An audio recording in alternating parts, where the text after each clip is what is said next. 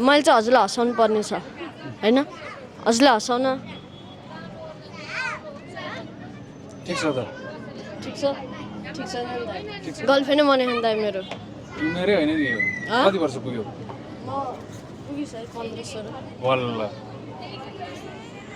अहिले राम्रोसँग पढ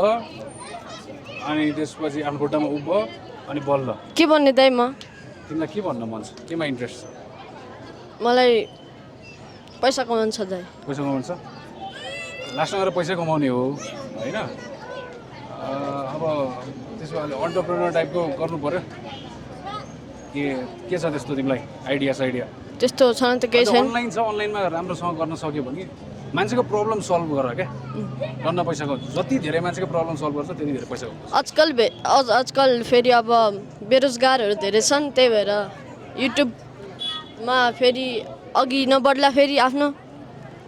होइन प्र्याक्टिस ऊ यार जसले दाइ छोडिदिनु दाइ 200 दिन बरु त्यही माग्न हो अलि यताउता भड्किसक्यो दाइ मेक मिलापबाट पुरा मोटिभेसनल स्पिच हुन थाल्यो होइन दिन्न ट्राई गर यही हो you need to earn it ल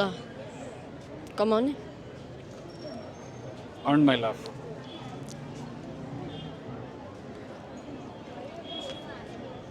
कस्तो किन नहाँस्यो फेरि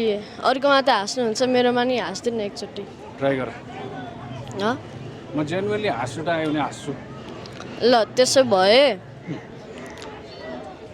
एउटा हात्तीले कमिलालाई किन मार्यो हात्तीले कमिलालाई किन मार्यो रिस उठेर मार्यो होला ठ्याक्कै मिल्यो कस्तो फेरि